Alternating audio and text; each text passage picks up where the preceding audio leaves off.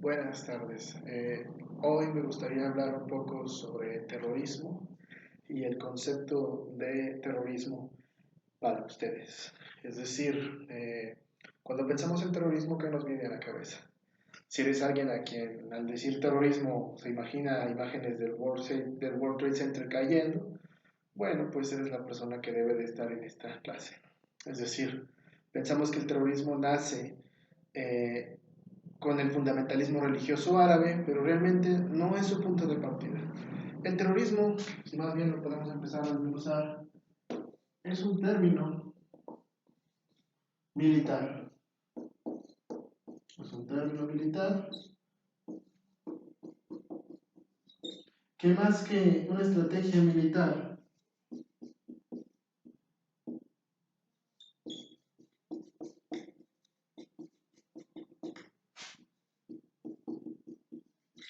busca promover el miedo.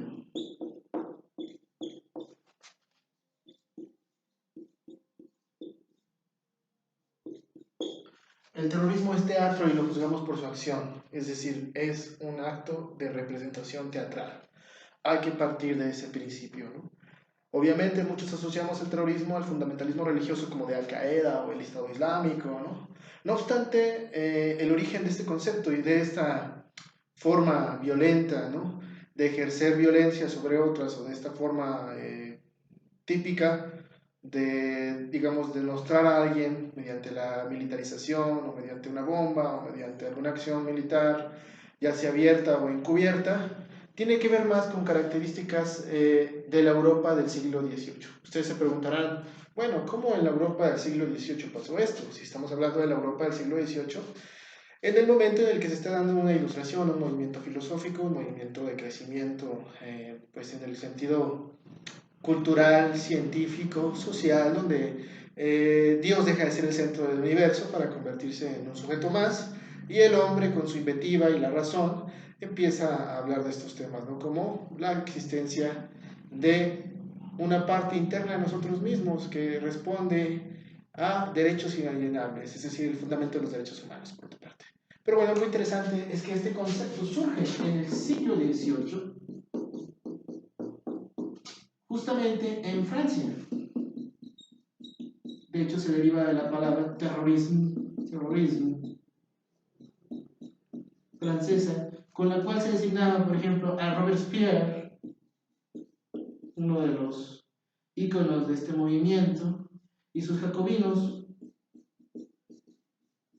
Pero bueno, de eso haremos otro video más adelante, de la Revolución Francesa. Pero el punto importante es mencionar que Robespierre y sus jacobinos tuvieron una parte fundamental, ya que mediante la decapitación, mediante la guillotina,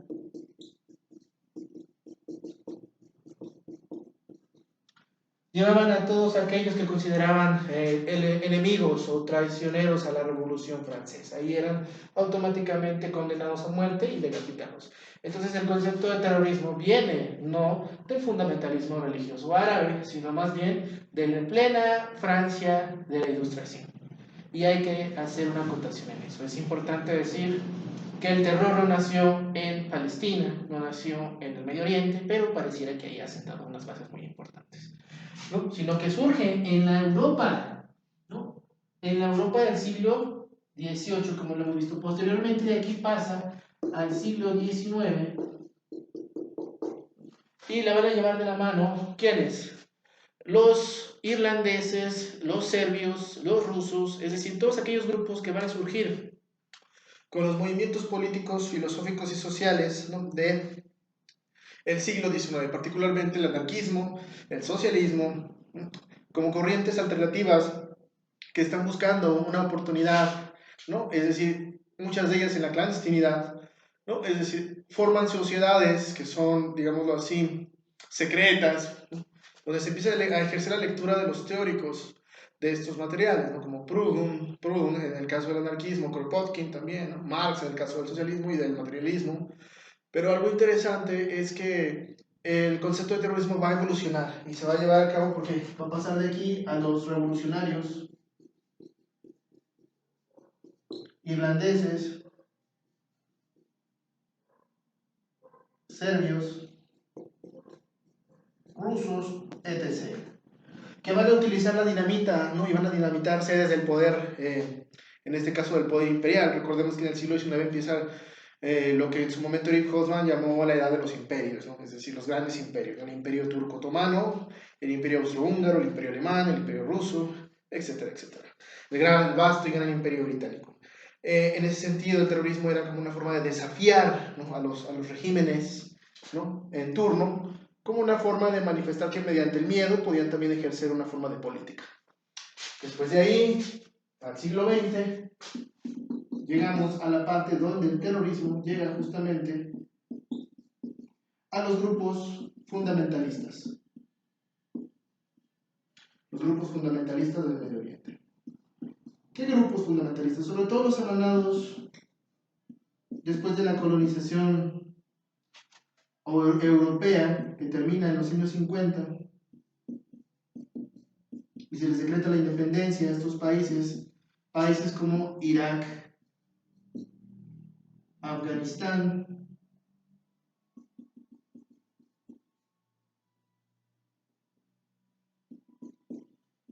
y todo lo que es el Medio Oriente. De hecho, incluso se empieza a poner en práctica, sobre todo con los grupos palestinos, que resienten la ocupación de los israelíes de una parte de la ciudad de Jerusalén, y cuando se crea el Estado de Israel en 1948. Se van a crear organizaciones terroristas como la OLP, o la Organización para la Liberación de Palestina, o Septiembre Negro, que van a ser organizaciones que van a actuar en contra de todas las representaciones políticas del poder israelí. Es decir, van a atacar sedes diplomáticas, van a secuestrar aviones. Un hecho muy sonado y muy famoso es el del secuestro y asesinato de los atletas israelíes en las Olimpiadas de Múnich, en Alemania, en 1972, donde un grupo fundamentalista se metió a la Villa Olímpica en Alemania, secuestró a los miembros del equipo israelí, exigió una serie de demandas y al final terminó ejecutándolos, ¿no? en el aeropuerto de Múnich. Es un caso muy famoso. Y después de ahí, al avanzar y establecerse la Guerra Fría, ¿entre quiénes? La Guerra Fría y la bipolaridad del mundo entre Estados Unidos y la Unión Soviética, va a ser algo muy importante porque estos grupos se van a nutrir. Muchos de ellos incluso van a participar en luchas internas para lograr más poder. Un caso emblemático es el de Al-Qaeda. Al-Qaeda, de hecho, surge justamente derivada, ¿no? de la experiencia de algunos soldados o mujahidines, como se les conoce a los soldados afganos que pelearon contra la ocupación soviética y a los cuales Estados Unidos entrenó en la década de los 80. De hecho, el propio Osama Bin Laden formó parte de un grupo entrenado por la CIA en 1986 a 1988. La guerra oficialmente terminó en el 88, es decir, los rusos se retiran de Afganistán. No obstante, sigue una lucha entre los talibanes y la Alianza del Norte, que es otro grupo que difieren en cuestiones políticas. Ambos a ser musulmanes, pero tienen diferencias políticas. En el caso de ese país, algo interesante es que Al-Qaeda se funda justamente por este gran empresario saudita, hijo de un petrolero saudita llamado Osama Bin Laden, que ha pasado a la historia ese nombre, hasta que en el 2011 fue abatido por soldados de las Fuerzas Especiales de Estados Unidos en un pequeño pueblo en Pakistán.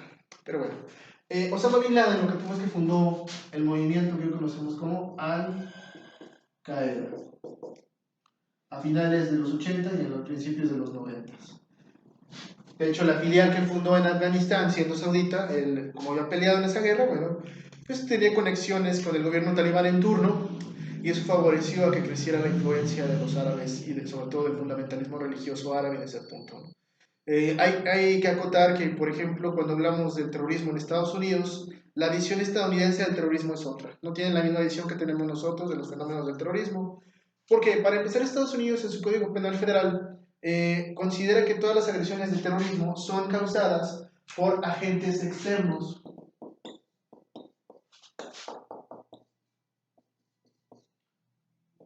Es decir, no define a sus propios ciudadanos como terroristas. Toda categoría de terrorismo viene por agentes extranjeros o externos al territorio nacional estadounidense. Eso es algo muy interesante porque entonces circunscribe, pareciera que una guerra asimétrica en contra de las organizaciones criminales terroristas como Al-Qaeda, como ahora ISIS, como Boko Haram en el caso de África, que son organizaciones criminales terroristas, ¿no? Que han crecido en los últimos años y se han convertido en el Frankenstein, ¿no? De estas guerras internas en los países en donde se han desarrollado, ¿no? Países en subdesarrollo o países que han experimentado una violencia larga, como por ejemplo Nigeria, Irak, Afganistán, etcétera, etcétera, etcétera. Y eso es algo muy importante. Hasta este punto creo que hemos empezado la cuestión histórica del terrorismo. Ahora quisiera ir un poco más a una cuestión más mediática del terrorismo, si ustedes me permiten. Me gustaría hablar un poco de lo que es en el pensamiento norteamericano el terrorista. Es algo interesante porque en el 2001, en septiembre del 2001, cuando ocurrieron estos ataques, ¿no?, que han pasado a la historia y que les aseguro que a muchos se nos vino a la mente cuando mencioné la palabra terrorismo, se nos vino la imagen del World Trade Center en la parte de Manhattan, en Wall Street, cayendo, ¿no? Es decir, es un punto del que quiero tratar, ¿no? A partir del 2001, estos ataques que pasaron a la historia y que marcaron pues, el inicio del siglo XXI, y lo que Estados Unidos llamó en su momento la guerra global contra el terrorismo. Algo que es importante mencionar y me parece sustancial es que esa vez, o en ese evento, perdón, hubo 4 ataques. 4 ataques. No obstante, nosotros nos enteramos del más emblemático, donde murieron más o menos, o alrededor de más de 3.000 personas, ¿no?, que fue el ataque a el World Trade Center.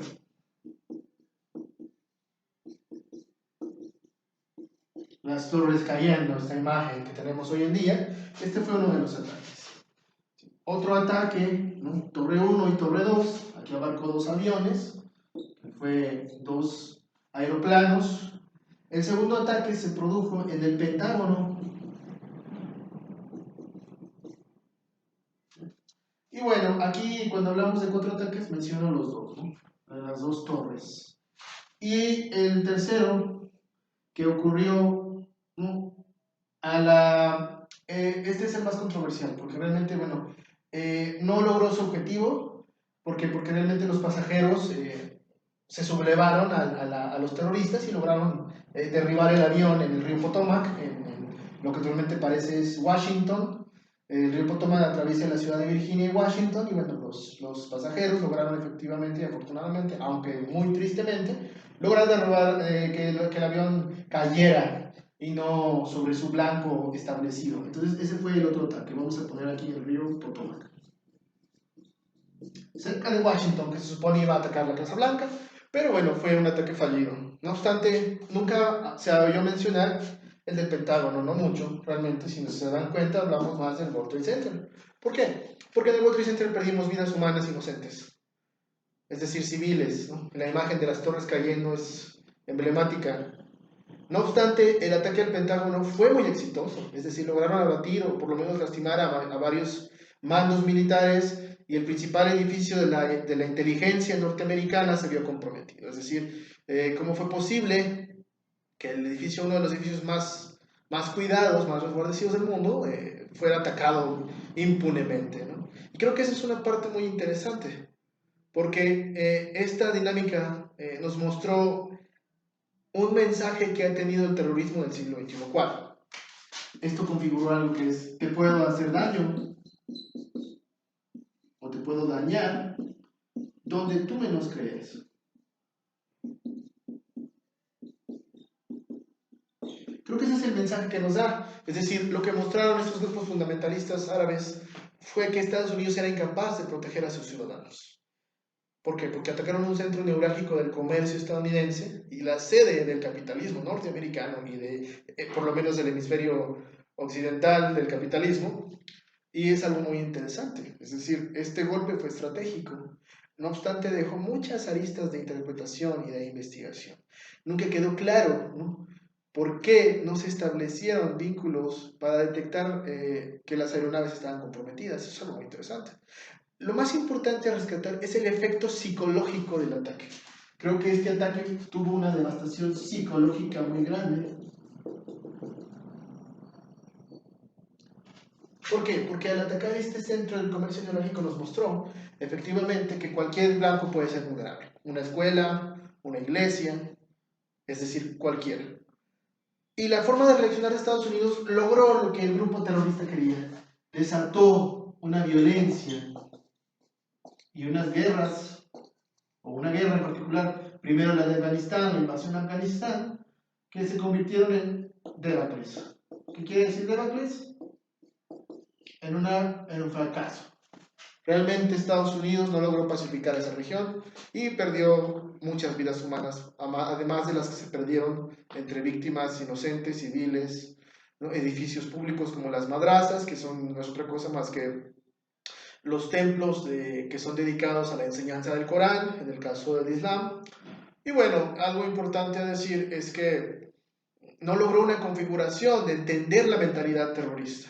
De hecho, al contrario, fagocitó o permitió que estos grupos se beneficiaran porque les dieron lo que ellos buscaban, propaganda. Es decir, al atacar a Estados Unidos o masacrar poblaciones y bombardearlas con los aviones más sofisticados del mundo, lo único que hace es reforzar el estereotipo y el imaginario colectivo de que el pueblo estadounidense es el enemigo verdadero de los grupos fundamentalistas. O sea, tiene el efecto contrario a demostrar el poder y el control. Su supervivencia depende de que estos grupos manipulan a la sociedad haciéndoles creer que Estados Unidos realmente es un enemigo que odia todo lo que representa el Islam. Aunque dicho sea de paso, hay grupos musulmanes que no matan ni una mosca. Y eso es muy importante, hay que hacer esa diferencia. El Islam siempre ha sido una religión guerrera, nunca lo ha negado. De hecho, la misma palabra Islam significa sometimiento a Dios, que es un término muy interesante, pero hay que describir que también hay un grupo fundamentalista religioso dentro del Islam. Pero ojo, como hay grupos fundamentalistas en el Islam, también los tenemos en el cristianismo. Las sectas cristianas son un ejemplo fundamentalista. Las sectas judías y de otras religiones o de otros cultos también son extremistas. Es decir, no pensemos que solo el árabe es un terrorista nato. Han hecho cosas buenas para la humanidad, como el desarrollo de los aljibes. Es por los árabes que podemos conocer a los grandes pensadores griegos. Es por los árabes que tenemos los números arábigos y nos han facilitado las operaciones matemáticas. Entonces, hay que acotar ese punto. No hay que caer en un estereotipo porque justamente esa parte o el prejuicio es lo que beneficia a estos grupos. Entonces, les mencionaba un poco el caso de que realmente es un mensaje del miedo. Juzgamos el miedo, pero lo que no vemos de fondo es que para estos grupos terroristas es el logro más importante que puedan tener. ¿Cuál? Viéndolo desde una perspectiva, los grupos terroristas no son una amenaza militar realmente. ¿Por qué? No controlan un estado, no tienen acceso a aeronaves, a armamento pesado, es decir, armamento de tipo nuclear. En cuarto punto, no tienen estrategia ni táctica para vencer a un ejército profesional irregular, como en este caso el estadounidense. Se demostró, por ejemplo, en las batallas de Fallujah, en la guerra de Irak, aunque fue muy costosa en vidas para ambos bandos, pero Estados Unidos al final ganó la batalla. Pero se demostró que no podían superar el poder de fuego norteamericano. No obstante, sí tienen una estrategia que es mucho más efectiva que estas armas. ¿Cuál? El miedo, el recurso del miedo. Porque el miedo, al final de cuentas, se convierte en propaganda. El miedo se convierte en propaganda. ¿Por qué? Ya lo mencionaba hace un momento. Cuando Estados Unidos bombardea estas poblaciones civiles, lo único que hace es reforzar en el imaginario colectivo que Estados Unidos odia a todos los pueblos que son musulmanes por igual. Y, sobre todo, logra lo que los grupos esperan. El apoyo sustancial de personas civiles y de grupos musulmanes para continuar la lucha. Por eso es importante decirlo, el terrorismo realmente tiene un enfoque o una dimensión teatral.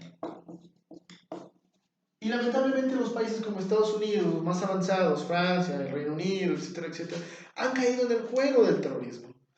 Claro, la idea de erradicar la violencia ha sido una preocupación constante de todos los estados y por tanto nos mueve más ver cuando matan a 5 personas en el metro, por ejemplo, en el Reino Unido, que las miles de personas que han muerto en México por resultado de la violencia entre los cárteles y el crimen organizado y las Fuerzas Armadas. Nos mueve más o nos conmueve más o nos causa más esplendor o más escozor hasta cierto punto ver que mueren 5 ciudadanos belgas por un ataque de un grupo radical que 200.000 personas en México o 300.000 personas en África. Es decir, es un ejemplo, pero el punto es ese. Porque no consideramos que países tan avanzados como estas naciones del primer mundo tengan estos márgenes de violencia y cómo estos grupos pueden burlar las leyes de seguridad, las leyes de migración y las leyes de control social que tienen estos países.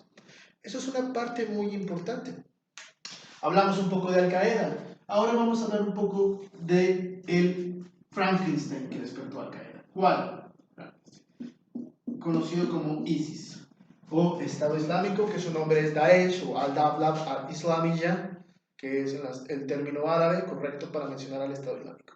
¿De dónde surge el Estado Islámico? El Estado Islámico surge justamente en 2001 cuando Abu Musa al-Zarqawi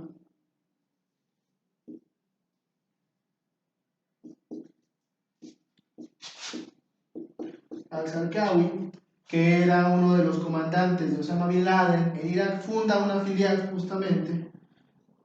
filial de Al Qaeda en Irak. Posteriormente, a Abu Musa al-Zarqawi, que fue muerto en 2006 por un bombardeo estadounidense, lo reemplaza Abu Bakr al-Baghdadi, que va a continuar con esta filial y va a fundar en 2010 y en 2011 el Frente al-Nusra en la guerra de Siria. A partir de aquí, Abu Musa al-Zarqawi, que murió en ese ataque, fue sustituido por Abu Bakr al-Baghdadi, que es actualmente el emir del Estado Islámico y que fue torturado en un centro de detención estadounidense en Irak. Posteriormente, cuando Estados Unidos se retira de Irak en el 2011, es liberado y toma posesión de este grupo que se escindió o se va a escindir, es decir, va a dejar Al Qaeda y va a adoptar el nombre de Estado Islámico. Algo interesante es que ISIS, o el Estado Islámico, ha hecho que países tan distantes como Rusia y Estados Unidos piensen por igual en los efectos terroristas que puede tener el desarrollo de ISIS. Al igual que, por ejemplo, países tan distantes como, por ejemplo, Siria, o ¿quién? Siria, por ejemplo, y también Egipto, que en su momento se preocuparon por la invasión de estos territorios, donde el Estado Islámico emprendió una campaña, ¿no?, agresiva en los años 2012 a 2015, que se convirtió en una amenaza, controlando muchas partes de Irak y aprovechando el vacío que dejó la guerra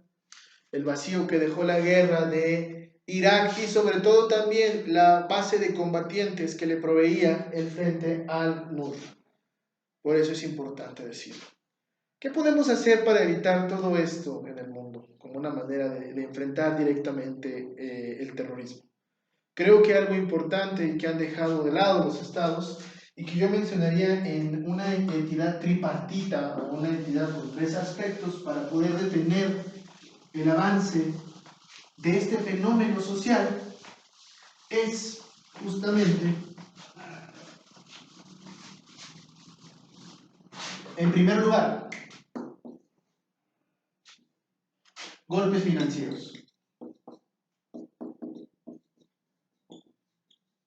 Es decir, los estados tienen que atacar las finanzas y los recursos que estas organizaciones tienen, creando leyes fiscales federales o leyes que permitan condenar el tráfico o el lavado de dinero, el tráfico de drogas, porque eso hay una acotación que hay que decirlo: Irak, Siria, Irán y Afganistán son los mayores productores de opio en esa región.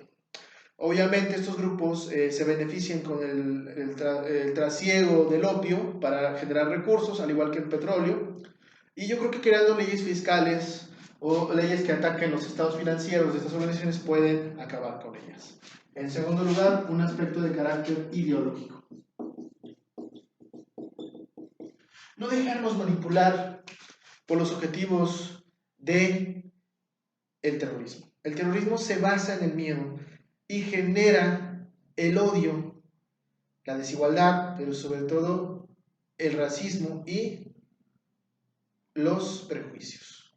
Algo muy importante a combatir es generar o fundamentar la diversidad cultural.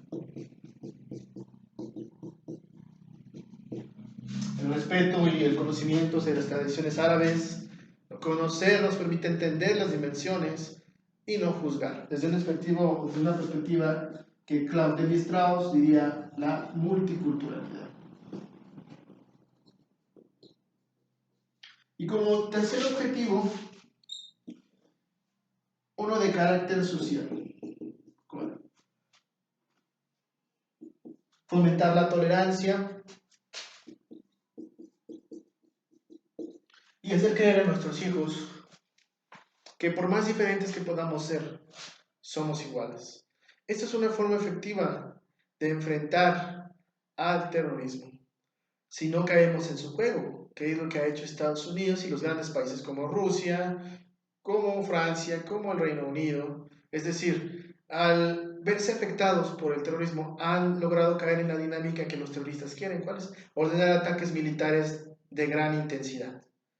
Es decir, hay que pensar de manera más calculada los efectos que puede tener una guerra asimétrica que los terroristas quieren desear. Es decir, eso es el efecto que tiene. Genera una guerra asimétrica que ellos consideran la más efectiva.